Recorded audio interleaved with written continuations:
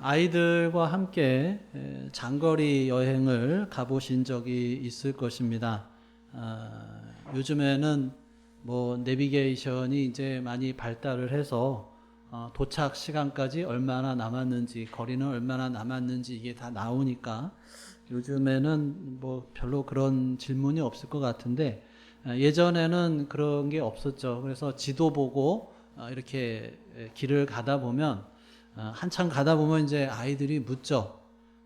아빠 언제 도착해? 그러면은 이제 뭐 거의 다 왔어. 그러는데 아이들은 이제 참을 수가 없죠. 계속 안에 차 안에서 계속 있으니까 답답하고 그래서 계속 물어봐요. 또 얼마 지나가면 얼마나 남았어? 얼마나 남았어? 이렇게 물어봅니다. 어른들 입장에서는 또 이해가 되긴 하지만 아이들한테는 답답하고 그것이 또 가장 중요한 궁금증이죠. 사실 우리들의 인생도 어떻게 보면은 비슷합니다. 우리가 학생들 같은 경우에는 뭐 언제쯤 뭐 성적이 올라갈까, 또 뭐 청년들 같은 경우에는 언제쯤 좋은 직장을 얻을까, 또 장년들 같은 경우에는 뭐 언제 좀 형편이 나아질까, 또 병중에 있는 사람은 또 언제쯤 회복이 될까, 또 힘든 상황을 만난 사람은 이 상황이 언제쯤 끝날까, 이런 질문들을 합니다. 그래서 이런 질문들을 통해서 우리가 스스로를 위로하기도 하지만 때로는 더 불안하게 만들기도 하죠. 성경을 보면은 제자들도, 예수님의 제자들도 마찬가지죠. 그들도 주님께 질문을 던집니다. 그래서 오늘 본문에 나오는 이 제자들의 질문을 통해서 우리가 이 승천과 재림 사이에 살아가는 우리의 길은 무엇인가를 함께 나눠보고자 합니다. 자, 6절을 다시 읽어보겠습니다. 시작. 그들이 모였을 때에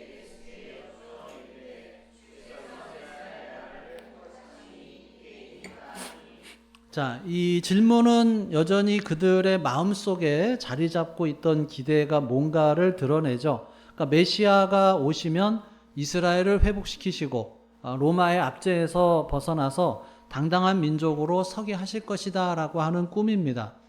예수님의 제자들은 십자가와 부활을 경험했음에도 불구하고 여전히 이 하나님의 나라를 눈에 보이는 이 세상적인 나라로 이해를 했죠. 그래서 그들의 질문은 어떻게 보면은 본질적으로 좀 약간 잘못된 질문이죠. 하나님 나라의 본질을 이해하지 못한 상태에서 그 시기와 그 때를 궁금해하는 거예요. 우리가 신앙생활을 하면서도 아까도 말씀드렸듯이 이런 종종 비슷한 질문을 던질 수가 있어요. 하나님 언제 제 문제를 해결해 주실 수 있나요? 하나님 언제 제 삶이 나아질 수 있을까요? 하나님 언제 제 자식이 좀 철이 들까요? 이런 등등. 그래서 우리의 기도의 초점이 하나님의 뜻이나 사명에 있는 게 아니라 나의 형편과 나의 미래에만 낮춰져 있을 때가 많아요. 그래서 이런 질문 자체가 틀렸다고는 말할 수 없지만 그 안에는 여전히 어떤 세상적인 기대 그리고 인간적인 욕망이 섞여 있음을 부정할 수가 없습니다. 이 제자들이 이때입니까? 라고 묻듯이 우리도 지금입니까? 뭐 언제입니까? 하면서 이런 시간적인 궁금증이 이제 생길 때가 많죠. 근데 여기에 대해서 예수님께서 분명하게 대답을 하셔요. 자, 7절을 같이 읽겠습니다. 시작. 이르시되 때와 시기는 아버지께서 자기의 권한에 두셨으니 너희가 알 바 아니요. 자, 예수님의 이 말씀은 우리의 시선을 다른 곳으로 옮기게 하죠. 하나님 나라의 시간표는 우리의 계산이나 기대 안에 있는 것이 아니라는 거예요. 그것은 철저하게 하나님의 주권 아래 있고 하나님 아버지의 권한 속에 있다라고 하는 거예요. 그래서 제자들에게나 오늘의 우리들에게나 중요한 것은 언제가 아니라 무엇을 해야 하느냐라고 하는 거죠. 그러니까 때와 그 시기를 알려고 애쓰는 것은 이 신앙의 초점이 이제 잘못된 곳에 맞추어진 거죠. 우리가 붙잡아야 할 것은 하나님의 때를 파악하는 것이 아니죠. 하나님께서 지금 나에게 맡겨주신 뜻과 사명에 순종하는 거예요. 그러니까 하나님의 때는 하나님께 맡기는 거예요. 하나님의 때를 신뢰하는 거예요. 하나님께서 가장 좋은 시간에 이루어 주실 것이다라고 하는 것을 신뢰하고 오늘의 자리에 성실하게 서는 거죠.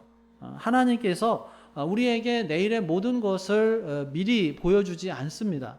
오히려 오늘 하루를 믿음으로 살도록 인도해 주시죠.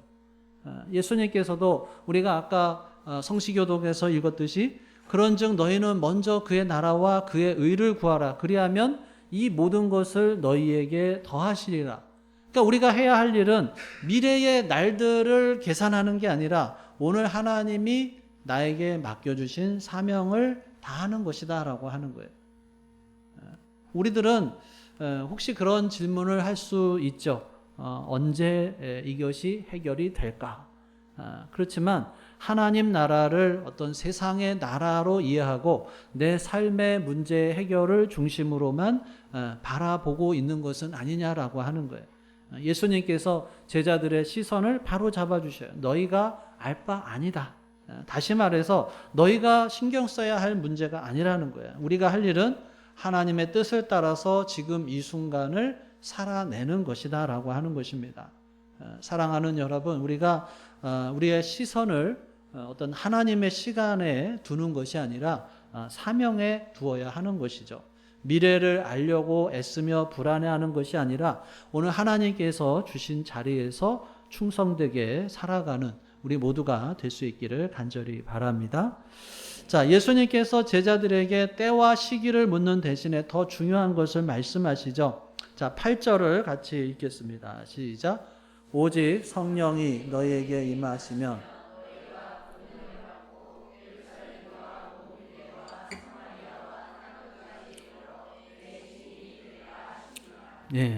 오늘 이번 주에 이제 하가다 말씀인데요. 자, 여기서 중요한 단어가 뭐 성령, 또 권능, 증인, 뭐 이렇게 할 수가 있겠죠. 그 권능이 뭐죠? 준성아, 권능이 뭐야? 능력. 그렇지. 능력. 맞아요. 근데 어떤 능력이냐면 이제 성령님이 주시는 능력을 말해요. 근데 이거는 뭐 우리가 슈퍼히어로 같이 힘이 세지거나 뭐 이런 것이 아니라 뭐 용기 있는 마음을 갖는 힘, 또 뭐 사랑하고 용서하는 힘, 이런 것을 말하죠. 친구가 나에게 잘못했을 때 우리가 미워하는 마음이 생길 수가 있지만 성령님께서 내 마음에 사랑을 채워주셔서 미운 마음을 없애고 친구를 용서할 수 있는 힘이 생기게 됩니다. 또 그런가 하면 하나님의 말씀을 잘 이해하는 힘도 돼요. 우리가 성경을 읽을 때 성령께서 내 마음에 오셔서 하나님의 말씀이 무슨 뜻인가를 알게 도와주는 힘도 되고요. 또 그런가 하면 유혹을 이기는 힘도 됩니다. 뭐 내가 나쁜 행동을 하고 싶을 때 성령께서 이것은 나쁜 것이다라고 알려주고 그래서 그 유혹을 이겨내고 또 착한 일을 할 수 있게 하는 그런 힘이 이제 성령이 주시는 능력이죠. 예수님께서 제자들이 앞으로 복음을 전할 때 그들의 지혜나 힘이나 열심만으로는 감당할 수 없다는 것을 아셨어요. 오직 성령이 임하실 때 그들이 능력을 얻고 주어진 사명을 감당할 수가 있는 것이죠. 그래서 성령은 하나님의 능력을 공급하시는 분이에요. 그래서 교회도 마찬가지죠. 교회가 성령 없이 교회가 될 수가 없고 성령 없이 우리가 증인으로 살 수가 없다라고 하는 거예요. 여러분, 우리가 성령의 권능을 얼마나 실제로 경험하며 살아가고 있느냐라고 하는 것이죠. 여전히 내 힘과 지혜만으로 우리의 신앙을 지탱하려고 애쓰고 있지는 않느냐라고 하는 거예요. 성령께서 임하실 때 담대함도 주어지고 두려움도 사라지고 또 사랑할 수 있는 힘도 생기고 복음을 전할 수 있는 용기도 생기게 되는 것입니다. 또 예수님께서 내 증인이 되리라라고 말씀하셨어요. 소민아, 증인이 뭐야? 증인 뭔지 알아? 몰라? 몰라? 그 법정 드라마 같은 거 안 봤어 혹시? 증인은 이렇게 본 것을 본 것을 말해주는 사람이 증인이야. 그러니까 내가 보고 들은 것을 있는 그대로 말하는 사람이 증인이죠. 그러니까 예수님께서 제자들이 예수님의 십자가와 부활을 목격을 했어요. 그것을 세상에 알리는 게 제자들의 사명이죠. 우리도 마찬가지예요. 우리가 예수님을 믿고 경험한 사람으로서 내 삶 속에서 만난 예수님의 은혜와 사랑을 세상에 전하는 증인이다라고 하는 거예요. 그러니까 뭐 증인이라고 하면은 우리가 거창한 설교를 하는 것이 아니라 그냥 삶 속에서 내가 만난 예수님을 드러내는 사람이다라고 하는 거예요.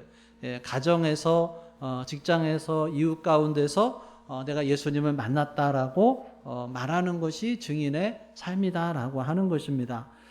우리의 신앙의 목표가 그냥 단순하게 문제 해결 또는 개인적인 복이 아니라 주님께서 우리를 부르신 목적은 증인으로 세우기 위함이다라고 하는 거예요. 성령의 권능을 받아서 담대하게 예수님을 증언하는 삶, 그것이 우리 신자의 본분이죠. 그래서 우리가 성령을 사모하며 성령의 능력으로 예수님의 증인으로 살아가는 우리 모두가 될 수 있기를 간절히 바랍니다. 자, 9절 같이 읽겠습니다. 시작. 이 말씀을 마치시고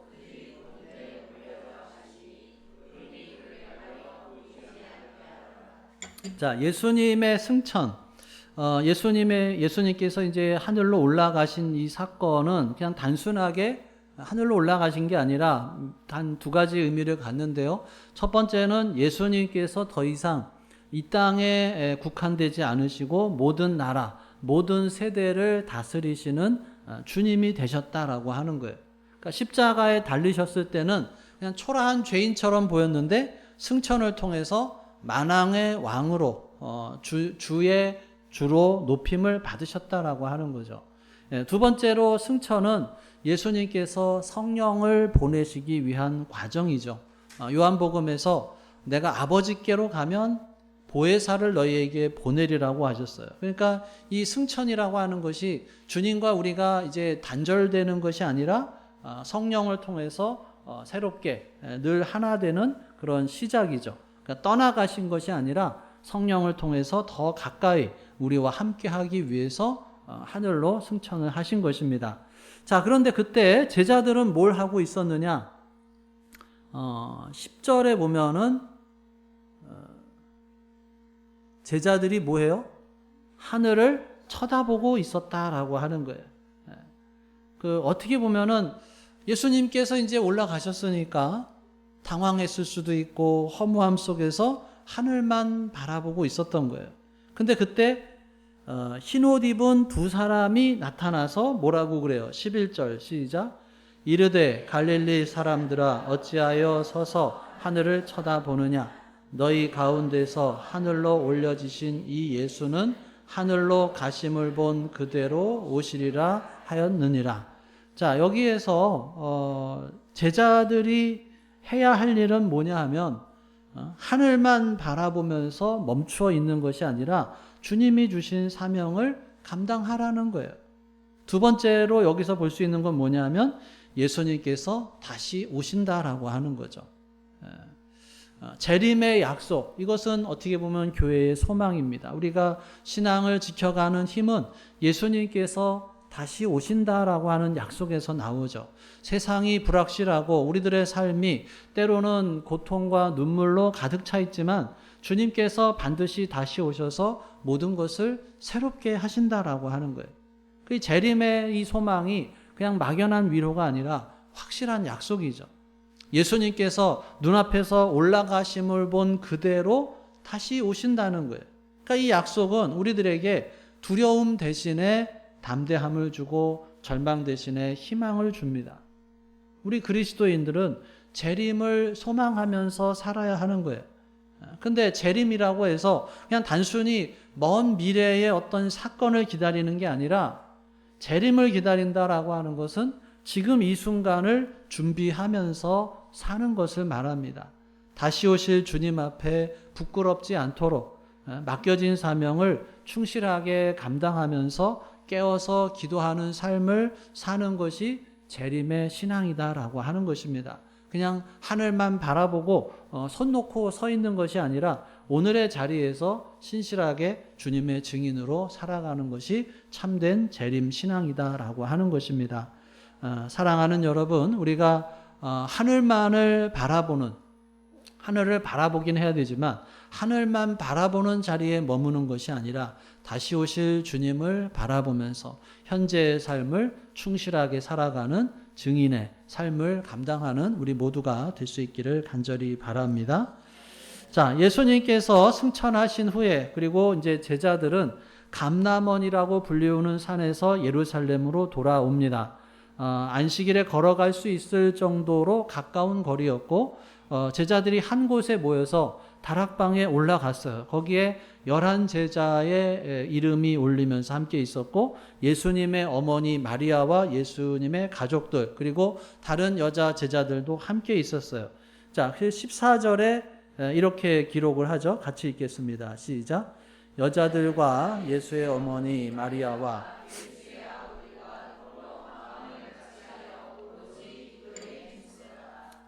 이 장면이 초대교회의 출발점이라고 할 수가 있죠. 예수님의 부활, 예수님의 승천이라고 하는 놀라운 사건을 경험한 제자들이 이제 우리가 뭘 해야 될까 고민을 했을 거예요. 복음을 들고 즉시 뛰쳐나간 게 아니라 이들이 뭘 했냐면 먼저 모여서 기도했다라고 하는 거예요. 이것이 어떻게 보면 교회의 첫 번째 모습이에요. 교회는 말씀과 기도로 세워지고 공동체의 연합 속에서 성령을 기다리는 곳이다라고 하는 거예요. 그리고 여기서 또 주목할 것은 이 공동체의 다양성이죠. 단순하게 11사도만 모인 게 아니라 여자 제자들도 있었고 예수의 어머니도 있었고 예수의 형제들도 있었고 이 예수의 형제들은 복음서를 보면은 처음에는 예수님을 믿지 않았어요. 그런데 부활을 목격한 후에 그들도 신앙 공동체에 참여하게 됩니다. 그래서 초대교회 공동체가 어떤 혈연이나 배경 또는 성별 뭐 이런 걸 다 초월해서 하나로 모였다라고 하는 거예요. 여러분, 교회는 특정한 몇 사람의 모임이 아니라 주님을 믿는 사람들이 모두 함께 모이는 공동체다라고 하는 거예요. 자, 두 번째로 또 하나는 이 마음을 같이 했다라고 돼 있어요. 마음을 같이 하여. 당시의 제자들은 두려움과 불안 속에 있었을 거예요. 예수님은 승천하셨고 성령은 아직 임하지 않으셨고 그 공백의 시간 속에서 그들이 할 수 있는 것은 그냥 마음을 모아서 기도하는 것이었어요. 마음을 같이 한다. 이것은 단순하게 한 자리에 모여 있다는 의미가 아니라 같은 믿음과 같은 소망을 품고 한 뜻으로 하나님께 나아갔다는 거예요. 그래서 교회가 세워지는 가장 중요한 기초가 바로 이 마음의 하나됨이죠.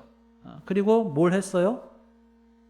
마음을 같이 하여 오로지 기도에 힘썼다. 오로지라고 하는 것은 다른 것에 흔들리지 않고 전심전력을 다했다는 거예요. 잠시 모여서 가볍게 기도하지 않고 온 힘을 다해서 하나님께 부르짖으면서 성령의 임재를 기도하는 간절한 기도였다라고 하는 것입니다. 그래서 이렇게 보면 초대교회는 어떤 조직이나 제도를 먼저 세운 것이 아니에요. 기도하는 공동체로 출발을 했어요. 기도가 없이는 성령의 능력도 교회의 사명도 시작이 될 수가 없었습니다. 오늘날 우리가 살아가는 이 시대는 아주 지극히 개인주의 시대를 살고 있어요. 그러다 보니까 이 믿음을 지키는 것도 그냥 내가 혼자서 지키는 것을 당연하게 생각하기도 해요. 그렇지만 교회는 처음부터 혼자의 신앙이 아니라 이렇게 함께 기도하는 공동체로 세워졌다라고 하는 거예요. 흩어지는 개인이 아니라 마음을 같이 하는 공동체 가운데 하나님께서 성령을 부어주셨습니다. 그래서 교회가 할 일은 다른 것이 아니라 공동체 안에서 마음을 모아서 기도하는 거예요. 각자의 생각, 각자의 상황이 다 다르지만 주님의 뜻을 위해서 한 마음이 될 때 교회가 성령의 능력을 경험하게 되는 것입니다. 우리 또한 이렇게 초대교회처럼 모이기를 힘쓰고 마음을 같이하여 오로지 기도에 전념하는 그러한 공동체가 될 수 있기를 간절히 바랍니다. 그것이 승천 이후에 성령을 기다리던 교회의 모습이었고 지금 우리에게 주어진 또 본질적인 사명이죠. 우리 모두가 각자의 자리에서 그냥 홀로 신앙을 붙드는 데서 그치는 것이 아니라 이 교회 공동체 안에서 한 마음으로 기도하고 또 하나님께서 부어주시는 성령을 사모하는 그러한 우리 모두가 될 수 있기를 간절히 바랍니다. 자, 말씀을 정리하면 우리는 승천과 재림의 사이를 살아가고 있죠. 제자들이 경험했던 그 시간, 지금 우리에게도 동일하게 주어져 있습니다. 주님께서는 이미 승천하셨고 다시 오실 것이지만 그 사이의 시간, 어쩌면 가장 길고 불확실해 보이는 이 시간을 우리가 어떻게 살아가야 하느냐라고 하는 거죠. 이 승천과 재림 사이에 있는 우리의 시간은 그냥 단순한 기다림이 아니다라고 하는 거예요. 그냥 무의미하게 흘려보내는 시간이 아니라 주님께서 맡겨주신 사명을 감당하는 시간이에요. 때와 시기를 계산하면서 불안해하는 것이 아니라 성령의 능력으로 증인의 삶을 사는 것입니다. 재림의 소망을 붙잡고 공동체 안에서 마음을 모아서 기도하는 것, 이것이 승천과 재림 사이에 살아가는 교회의 사명이다라고 하는 것입니다. 사랑하는 여러분, 우리가 모두 이 길을 함께 걸어가기를 원합니다. 불확실한 시대 속에서 주님의 말씀을 붙잡고 또 성령의 능력을 힘입어서 또 재림의 소망을 가지고 함께 기도하는 공동체 안에서 믿음을 지켜나가는 우리 모두가 될 수 있기를 주님의 이름으로 축원합니다. 기도하겠습니다. 오늘 주신 말씀 생각하면서 함께 기도합니다. 나에게 주신 말씀이 무엇인지 또 내가 붙잡아야 할 말씀은 무엇인지 지금 나는 어떤 시간과 상황에 집중되어 있지는 않은지 또 우리가 예수님의 재림을 어떻게 기대하면서 살아가고 있는지 또 나는 공동체와 함께 기도하는 삶을 얼마나 또 중요하게 여기면서 살아가고 있는지 다시 한번 우리 마음속에서 말씀하시는 성령 하나님의 음성에 귀를 기울여 보겠습니다.